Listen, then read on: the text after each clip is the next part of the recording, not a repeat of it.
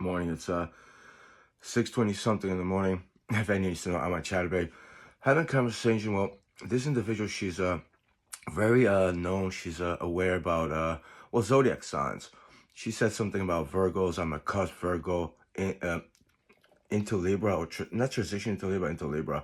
My birthday is kind of on the border of the zodiac signs. Late September.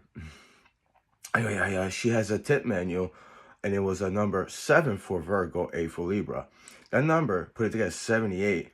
In early 2000s, I went to a psychic, which I would say spiritual counselor. She wasn't really a counselor, if you want to call it like that. She was abusive, manipulative. She told me things I didn't want to know, actually. I saw one, actually, a couple of days ago. Didn't help me too much, that person. I shouldn't go into it, but an example of the last one I saw, which I called him a spiritual counselor. He called himself as such. Told me, "Oh, I'm reading your chakra, your soul right now.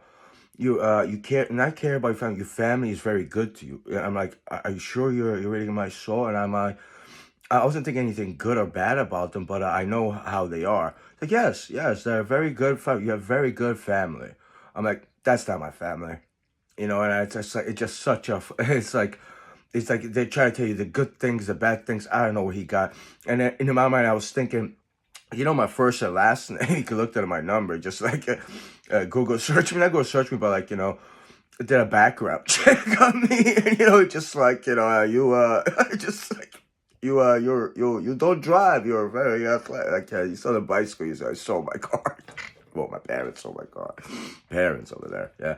Anyway, making jokes, but yeah, I was thinking that. Just I picture him on the computer looking me up and stuff, just like fighting, like, "Oh, I don't need your phone. I have it right here." Anyway, the one early 2000s, she said 78. She said like that's gonna be the year I'll die.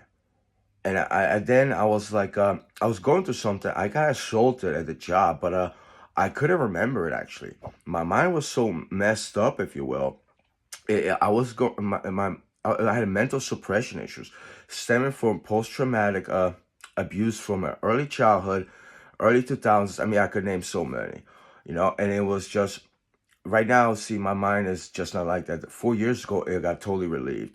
Multiple abuses based on quantum communication, telepathy, communication, clairaudience, clairvoyance, you know, multiple threats, including my relatives, in my mind, and the way that they were. I mean, I could go on and on. They're very psychopathic, sociopathic.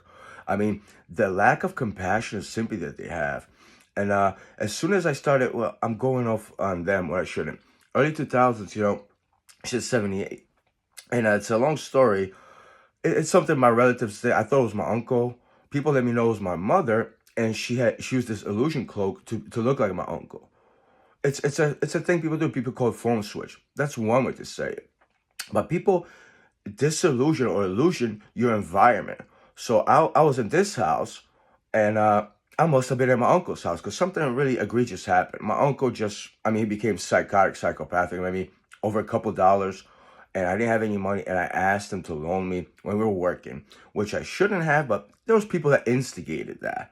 He didn't say anything to those people. He just wanted to take it out of me, and it wasn't just so much me. It was someone that I would, and they would call a cousin. Now there's some people call my brother. Yeah, what fucking lovely people you are. No offense, but taking a fucking offense, all right? And I wasn't fully aware he was around or alive. It's something that they did that night, actually, that made him actually gave him a life. And I'm not saying woke him up out of suppressive mind. Cloning, actually. I thought it was my uncle, but it must have been my mother. I saw my uncle, and there's a whole story behind that. So I thought the psychic in the early 2000s, she was 78, my age and his age. Later, early 2000s, he was deceased, actually. I didn't know how. You know? But I had this feeling he died. So I started thinking his age and my age together, and I ended up to either early 40s. That time passed already. And they had me, worried for years. And there's other individuals that, without my consent, actually started telling me future. I had a dream, and actually my relatives, so my relatives, how they're gonna. This is, I mean, I could. That's a guy I went to high school with. Yeah, he's a doctor in New Jersey, pediatrics. Actually, I mean that guy has he has character flaws as well. You know, not a good guy. I stood my ground. He went away. Actually, people told me right now he wouldn't look me in the face. You know, but before he was just like laughing about stuff. I mean, I'm not even gonna talk about his flaws. You know, superficial, shallow. You know, closed-minded a lot of times, mean-spirited. You know, grotesque actually. Worse than I am in the morning. But yeah, so that's the number comes up, and it's like, and I could go on and on. I could go on and on. It's when people just, they use that illusion, and you see somebody else. There's a sense thing. I sense thing. People's personality actually. When they start talking, that's not the same person. But a lot of times, I do get conflicted. I mean, you see somebody, and it's seeing is believing. And to some people, it's the norm. We can do that. All right, but if you can do that, you accept the consequences with it. Because when it works out in their favor, and a lot of people, when they do, like a lot of times, you don't see anybody. They're invisible. And then people say gust of wind. It ain't even a wind. It won't be a wind. Who knows what it'll be? It'll be an object, and it's an individual. It's the illusion, the whole environment. Sometimes, a lot of times, those individuals will be a particular item, and I don't know if that has to do with their being, and you will perceive it as such.